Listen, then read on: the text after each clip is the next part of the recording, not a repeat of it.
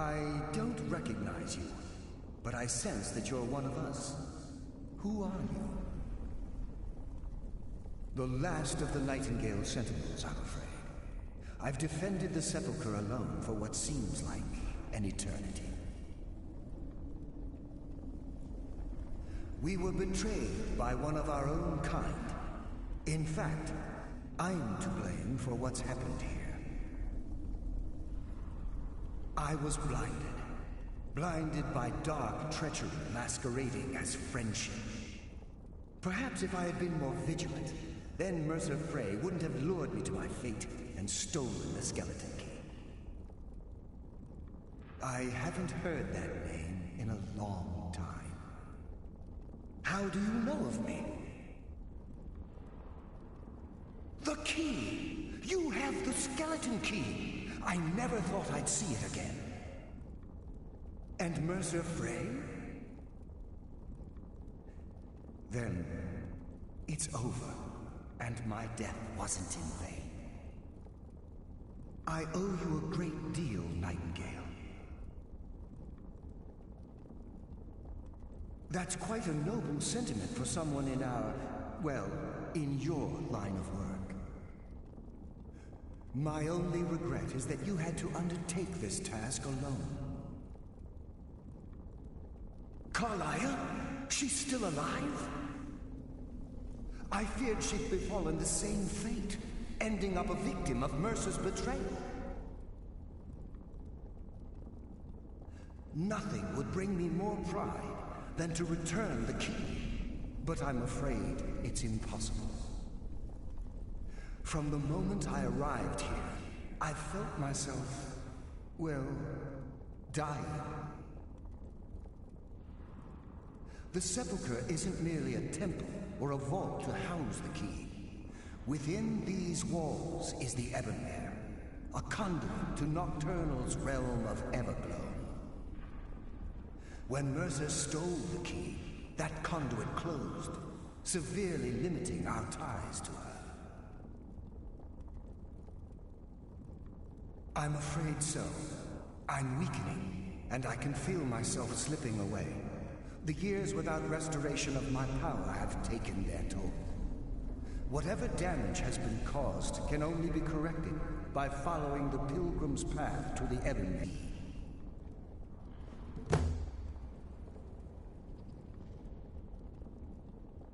With the Ebonmere closed, and their sudden severance from the realm of Everglow, I fear they've undergone a drastic change.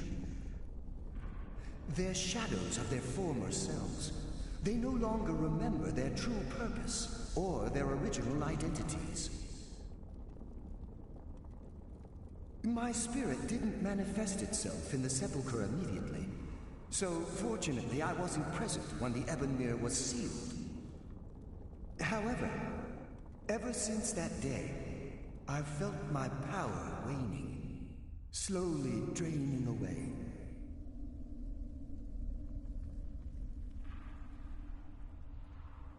The Ebonmere is a conduit through which Nocturnal influences our world. Not through magic or blessings, but purely through luck.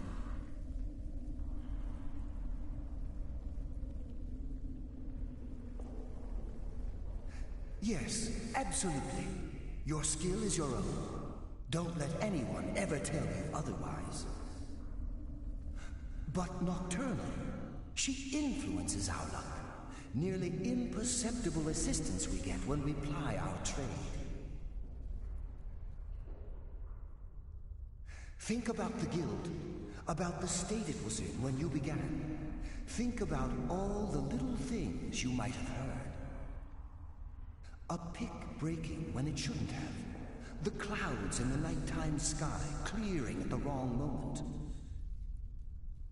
Our access to those bits of luck are what separates us from common bandits. Precisely. There are a few who still call Nocturnal Lady Luck, and for good reason.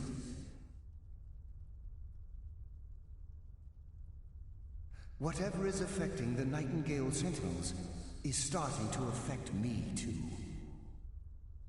As I get closer to the Ebonmere, I begin to feel myself slipping away.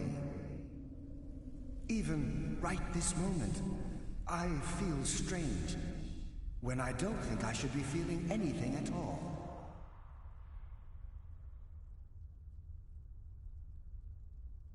I wish I could help you, but I've been a prisoner in this very chamber for the last quarter century. The only possible help I've come across are the remains of some poor fellow who is trying to follow in your footsteps. Perhaps his journal can help? Good luck, Nightingale.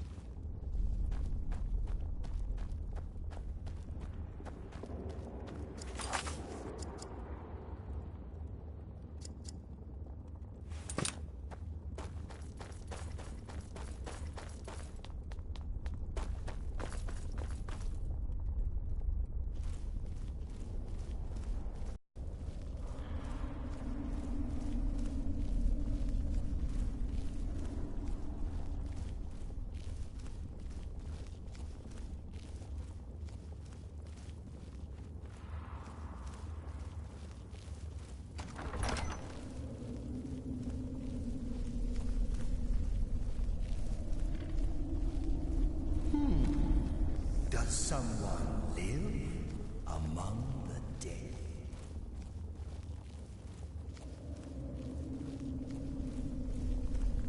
The glimmer of life is gone.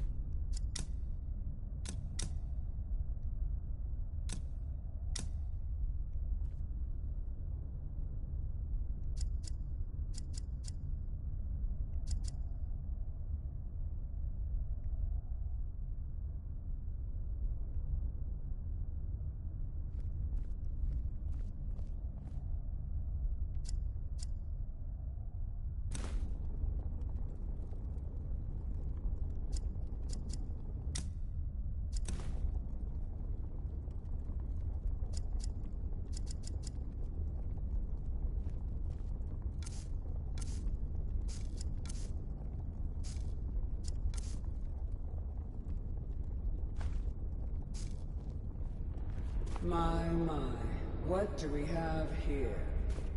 It's been a number of years since I've set foot on your world. Or perhaps it's been moments. One tends to lose track. So, once again, the key has been stolen, and a champion returns it to the sepulchre. Now that the Ebonmere has been restored, you stand before me awaiting your accolades. A pat on your head, a kiss on your cheek. What you fail to realize is your actions were expected and represent nothing more than the fulfillment of your agreement. Don't mistake my tone for displeasure. After all, you've obediently performed your duties to the letter. But we both know this has little to do with honor and oaths and loyalty. It's about the reward, the prize. Fear not. You'll have your trinkets, your desire for power, your hunger for wealth. I bid you to drink deeply from the Ebonmere mortal, for this is where the agent of Nocturnal is born. The oath has been struck, the die has been cast, and your fate awaits you in the Everglow. Farewell, Nightingale. See to it that you stay this time, won't you?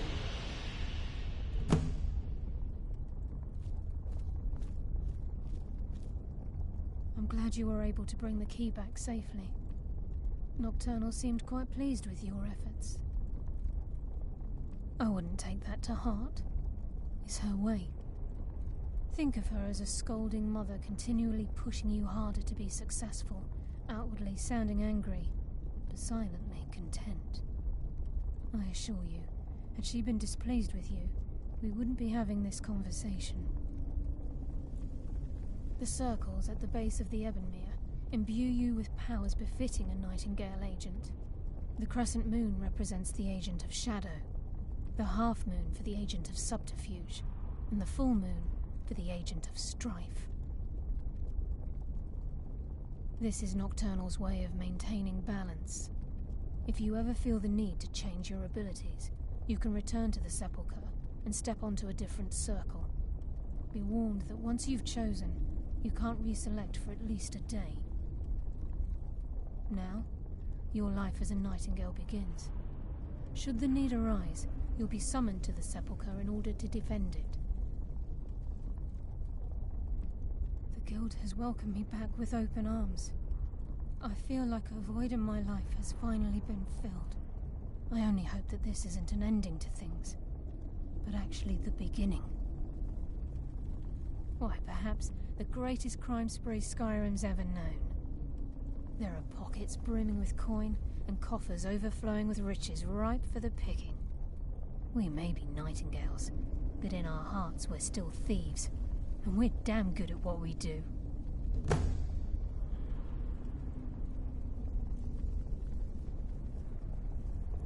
Choose your path, and your journey will be complete.